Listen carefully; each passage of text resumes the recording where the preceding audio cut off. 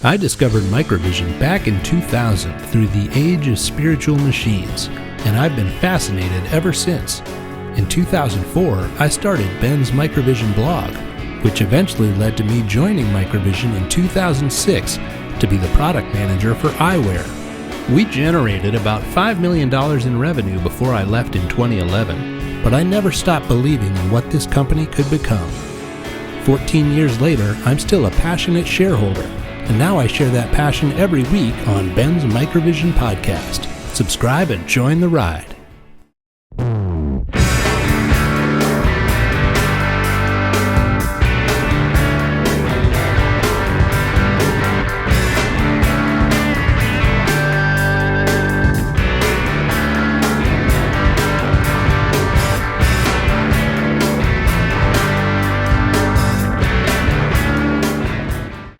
Welcome, everyone, to another episode of Ben's MicroVision podcast, a podcast for general information and entertainment purposes only, not a financial advice podcast.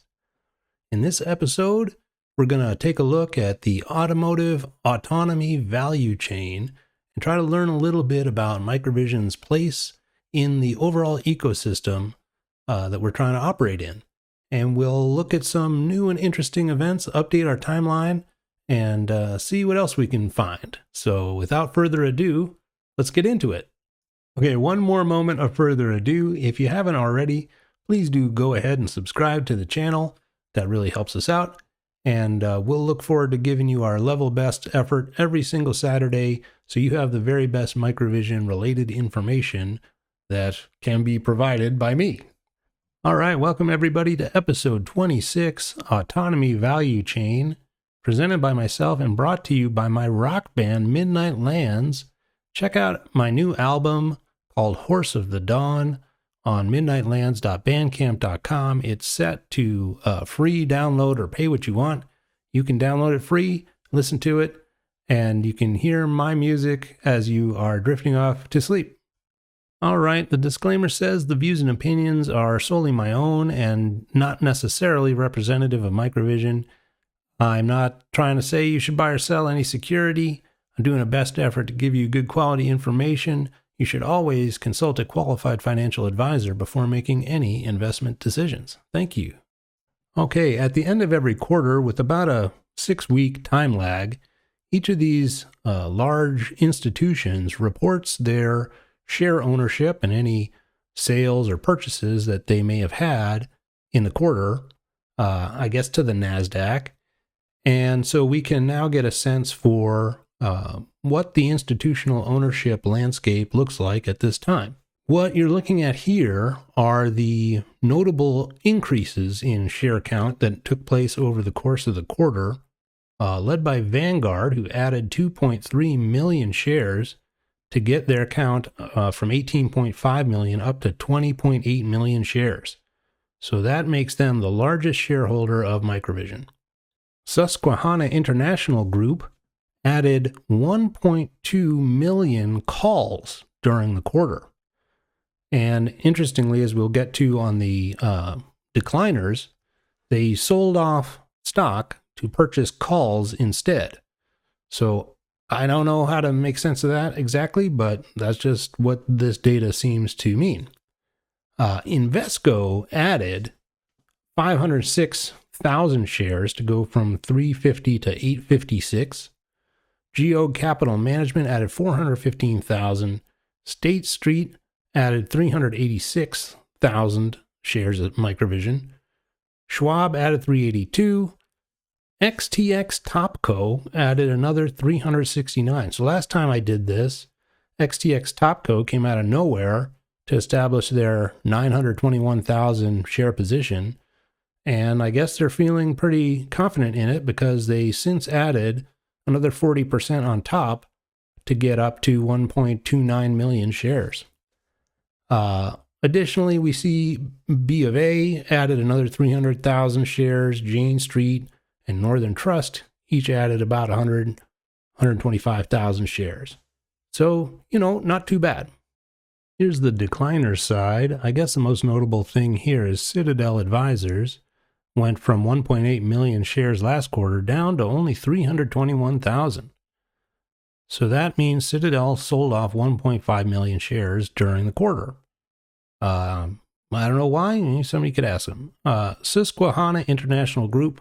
This is the people who bought the calls. They sold off 1.1 million shares, and that would be in order to buy a roughly equivalent number of calls. Group 1 Trading, they went from 960 to 558, so reduced by 400,000. Mitsubishi lightened up by 200,000.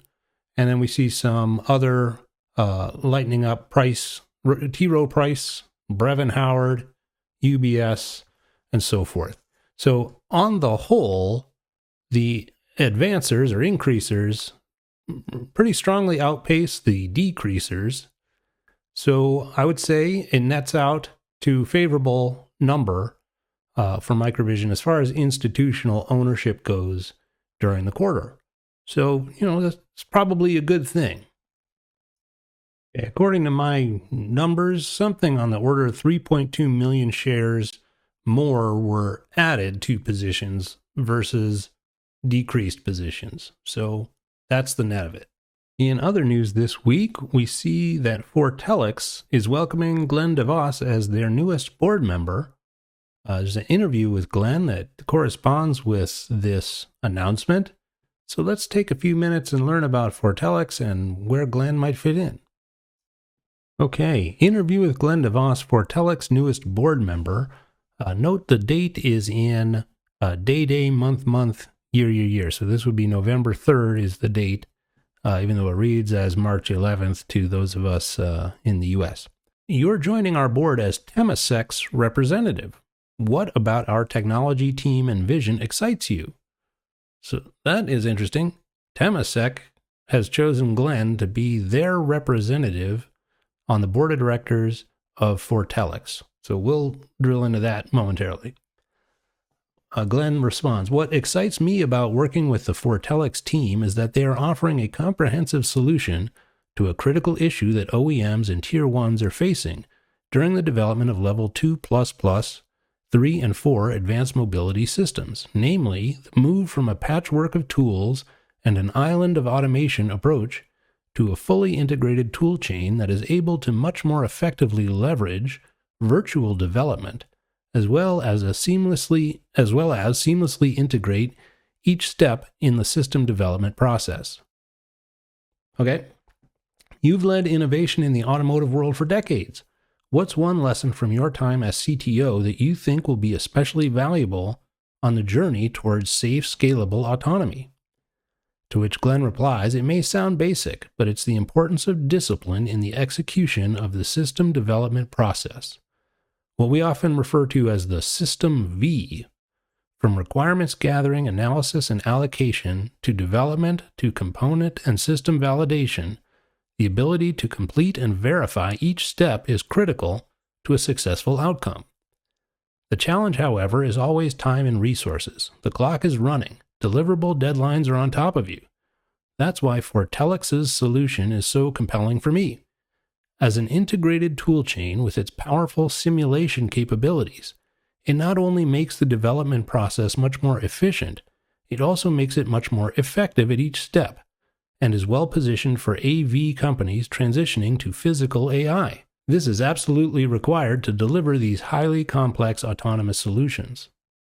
The interview continues. From your vantage point, what must the industry get right to unlock mass deployment of autonomous vehicles? What a great question. Glenn answers, I believe there are several key points that will need to be addressed. 1. The first relates to system training and validation testing coverage.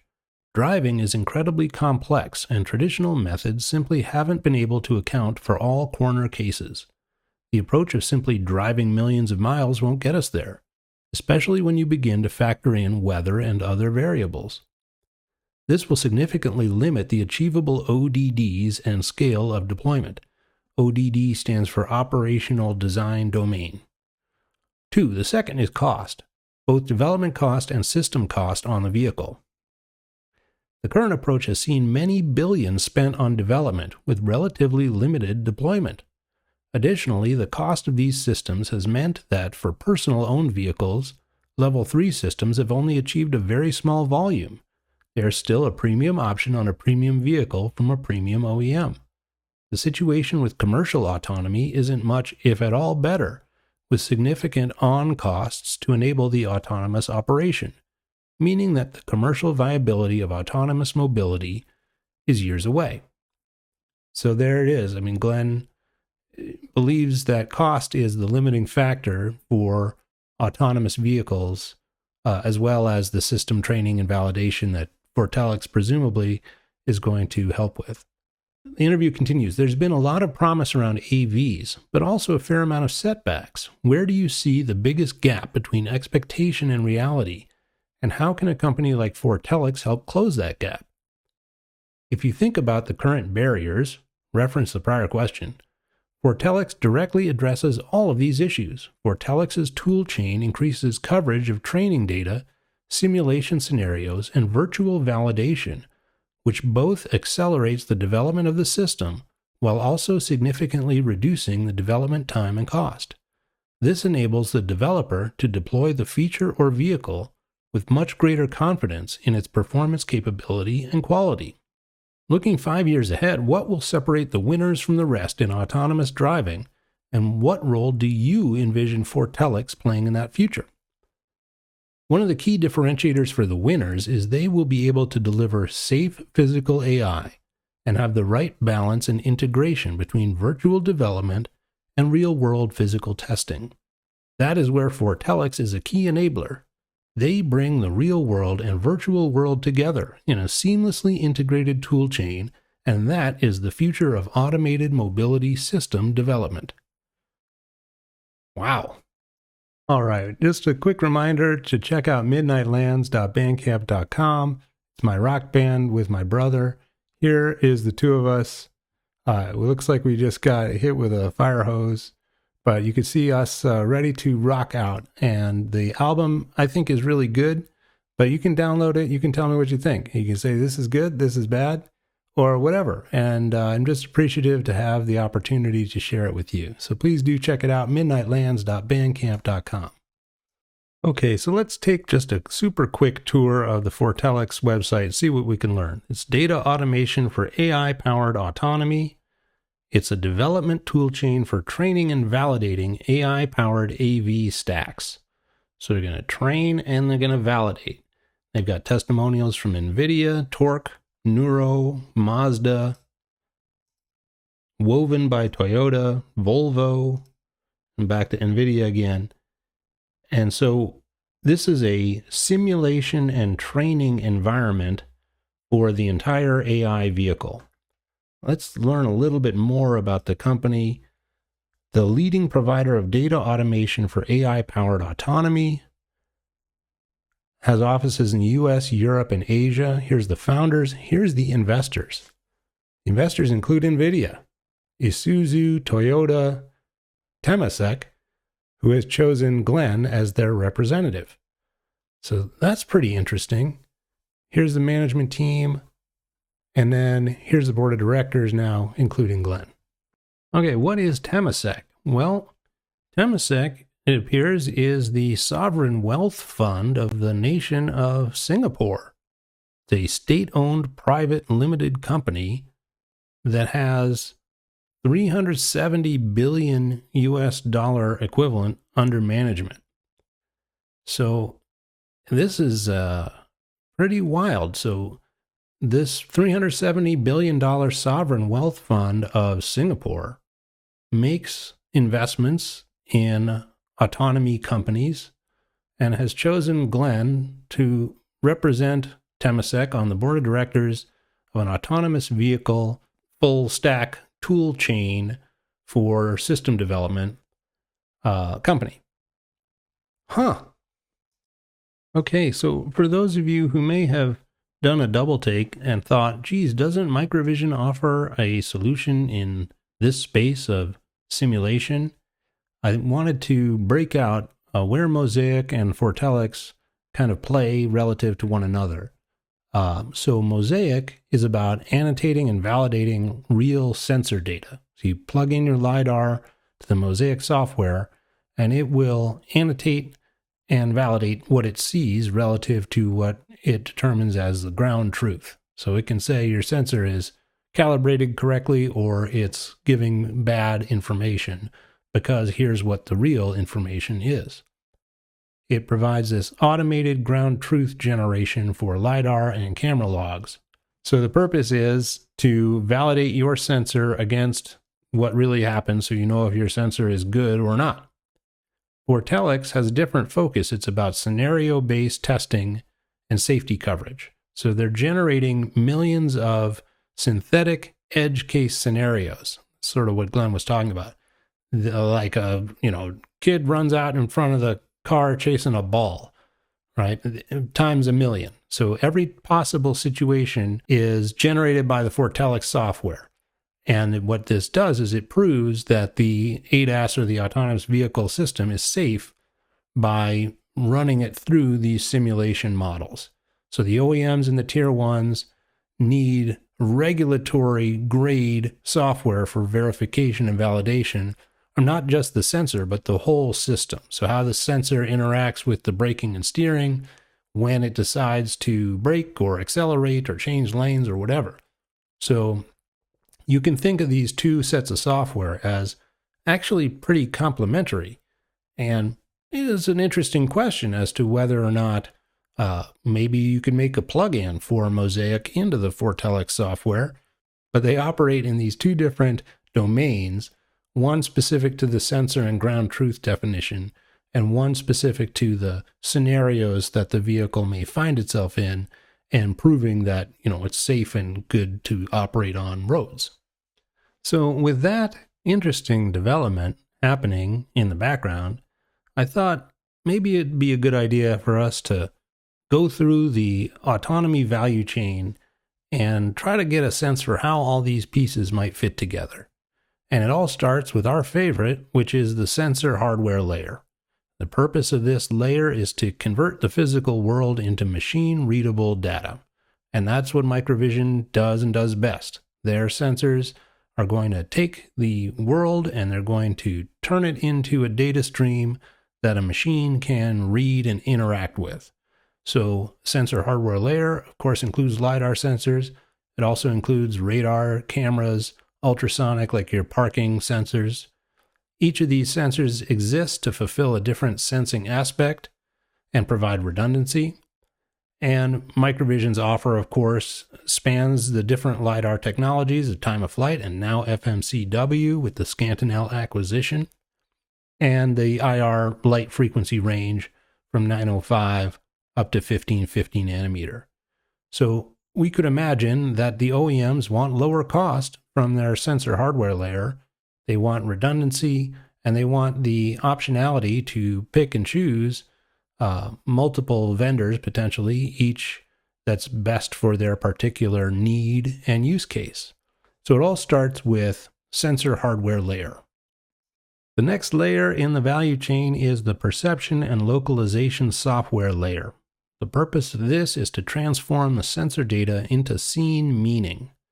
So you've got a point cloud that's being generated, you've got a camera feed, you've got radar data, and all of this sensor data needs to be fused, it needs to be understood, and it needs to have the meaning that's inherent in that data stream intuited. So when you do this, you get object detection, classification. Is it a ball? Is it a piece of paper you can drive over? These kinds of things. Tracking of an object from frame to frame, understanding what's free space, where can I drive and where can I not drive, where's the lane, how fast am I traveling, and where am I relative to everything else. So this is vitally important. Now, we've learned that the tri-lidar architecture and the overall mass market lidar approach that Glenn seeks to undertake, this perception and localization software layer is going to reside inside of the main computer of the vehicle.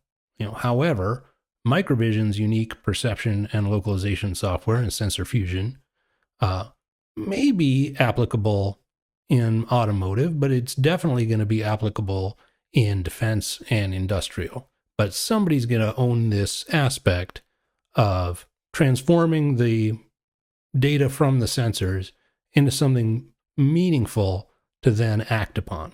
And here's where Foretellix that we just went through play: scenario, simulation, and validation layer. The purpose here is to prove the system is safe before it hits the road. You need this for regulatory approval for the OEM internal release process. And this would include the scenario libraries, all those millions of edge cases, generative scenario engines, virtual driving environments, and verification management. So this is important stuff that's not necessarily super sexy, but without it, you can't make the automated vehicle and get it approved to drive on the road. So you got to have it. The next layer of the autonomy value chain are Tier 1 integrators. These folks will take the sensors and the software and build a complete system that an OEM can buy. So they would own your ECU or domain controller packaging, all the harnesses, the thermal management, the diagnostics and the functional safety, all the production and logistics, as well as the long-term support of the system, the active safety system. So the Tier 1 would decide which lidar vendors are going to get designed in to whatever they're offering, which compute platform gets into the car, and what validation evidence is acceptable. So your Aptivs, your Bosch, your Denso, these folks are going to package everything that we just talked about on the first 3 layers and then offer it to the OEM as kind of a turnkey solution. So you want an automated vehicle? No problem. Just take our Platinum package, and it's got 3 lidar, 6 radar, 8 cameras, however they configure it. But they want to offer these turnkey solutions utilizing the first 3 layers of that stack so that the OEMs have a simple option that's cost effective for them to go to market. And then lastly, we have, of course, the OEM, the automaker. They're going to integrate the system into the vehicle. They're going to take legal responsibility for L2 plus L3, L4. They're going to own the customer. They're the ultimate decider of what gets adopted, what gets into the vehicle, what they go to sell, what's the product. So they own the system architecture, they own the human-machine interface, they own the braking and steering and redundancy design. They have the ultimate responsibility on a warranty basis and a legal liability basis for what the product is. The autonomous vehicle product says Honda on it, and they're the OEM and they're the automaker and they're the ultimate arbiter of the entire thing. So the sensor and the software and the Tier 1 integration is all for the benefit of the automaker, who then puts their logo on the hood and sells it to you and me so we can take a nap while we get to work. All right, thanks so much. I think that's going to do it for this one. I really appreciate everybody for sticking with me. I hope this has been informational. And if there's anything I got wrong or is missing, definitely let me know, and we can learn and grow together about this entire ecosystem and where MicroVision fits in and how we need to navigate to ensure the best outcome. So happy to learn. If there's anything that's missed or should be included, just add a comment and we can talk about it on the next one. In the meantime, thanks again. Check out the rock music, midnightlands.bandcamp.com. Check out laserroasted.com for the freshest coffee and jerky that money can buy. I am so grateful and appreciative to each of you for watching and all your really awesome supportive feedback, both here and on the Reddit board. You guys are the best and make this fun and something I am excited to keep doing every Saturday. So definitely appreciate it. Super shout out to the channel members. You can sign up to be a channel member, and at the highest level, you can get early access to the next episode and not have to wait until Saturday morning. So check it out, and we'll see you next Saturday. Thanks again.